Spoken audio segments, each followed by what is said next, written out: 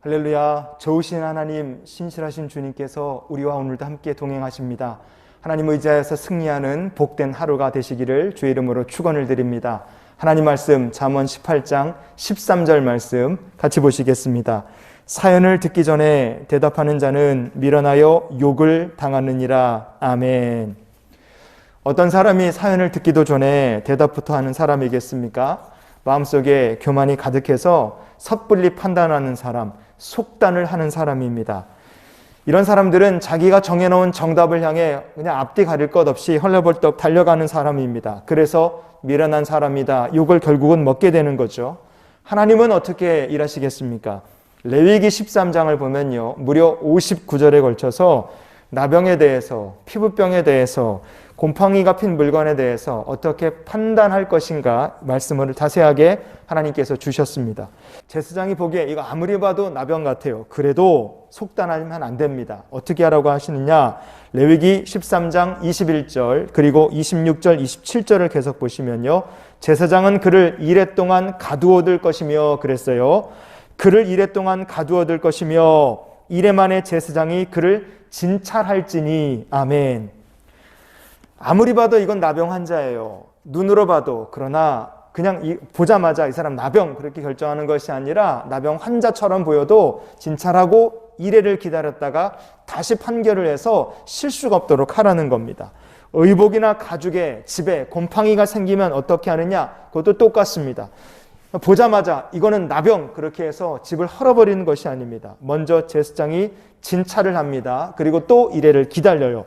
율법은 나병이 부정한 병이라고 분명히 이야기합니다. 당장 이스라엘 백성 가운데서 쫓아내고 격리해야 될 사람이에요. 그런데 왜 하나님께서 아무리 나병이 명확해 보인다 할지라도 제사장이 먼저 진찰하고 이래를 기다리고 다시 진찰을 해서 나병 여부를 판단하라, 왜 이렇게 말씀하셨겠습니까?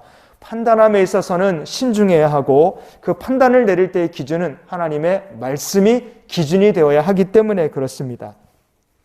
성도 여러분, 우리가 세상을 살면서 마음이 참 다급해질 때가 있습니다. 뭐든지 빨리빨리 결정을 해야 되는 급한 세상을 우리가 살고 있습니다. 그래서 섣불리 판단을 해야 한다는 유혹에 빠질 때가 있어요. 그러나 급할수록 돌아가는 것이 정답입니다. 급할수록 하나님의 말씀을 기준으로 삼고 섣부른 판단이 아니라 옳은 판단을 내리며 사는 저와 여러분이 될 수 있기를 원합니다.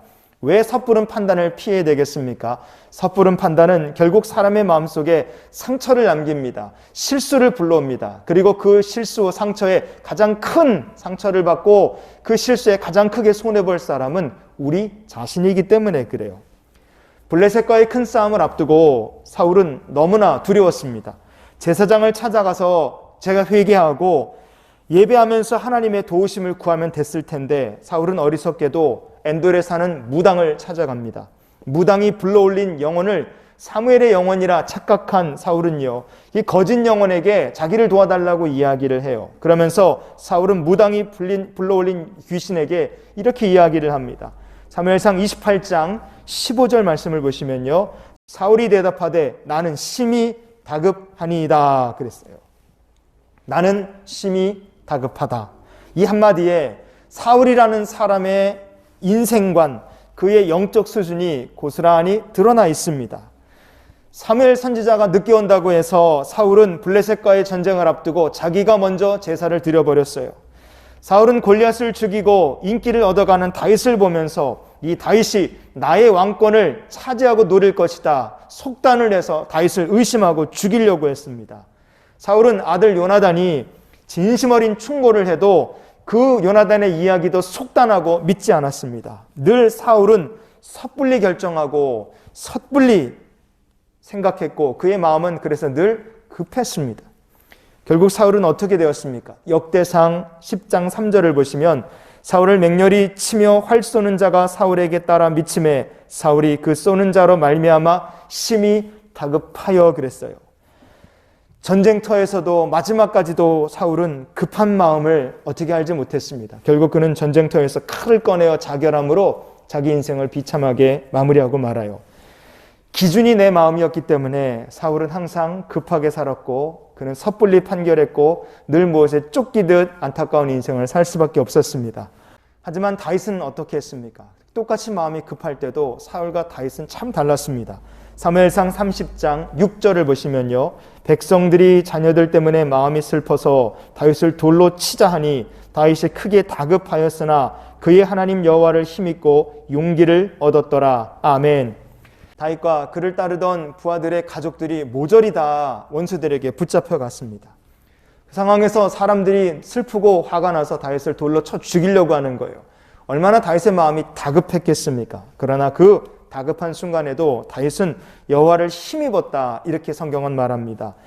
여호와를 힘입어서 용기를 얻었고, 여호와를 힘입어서 지혜롭게 계획을 세웠고, 여호와를 힘입어서 다윗은 담대하게 그 계획을 실행에 옮겼습니다. 그래서 다윗은 붙잡혀갔던 가족들을 모두 안전하게 찾아올 수 있었어요.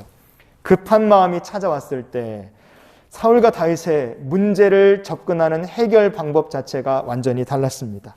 성도 여러분, 말세를 향하여 가면 갈수록 사람들은 고통이 따르는 삶을 살 수밖에 없습니다. 그런데 인생이 고통스럽게 되는 이유 중에 무엇이 있느냐? 성경은 우리에게 이렇게 이야기해 줍니다. 디모데후서 3장 4절을 보실까요? 배신하며 조급하며 그랬어요. 조급하다, 섣불리 판단하고 속단하여서 미련한 자가 되고 어리석게 행동하고 그래서 고통당하는 것이 말세를 향해 가까이 가면 갈수록 하나님과 상관없이 사는 인생들에게 나타날 문제점입니다.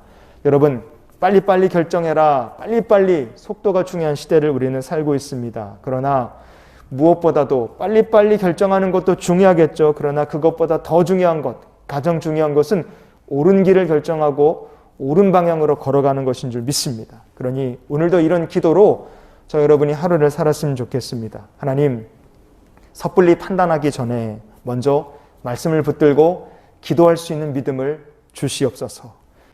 오늘 특별히 중요한 결정을 내려야 되는 분이 계시다면 더욱더 하나님의 말씀을 붙들고 섣부르게 결단하는 것이 아니라 옳은 결단을 내릴 수 있도록 주여 나를 인도해 주시옵소서. 이렇게 기도하며 주님 손을 붙들고 믿음의 길을 걸어가는 복된 성도가 되시기를 예수님 이름으로 축원을 드립니다.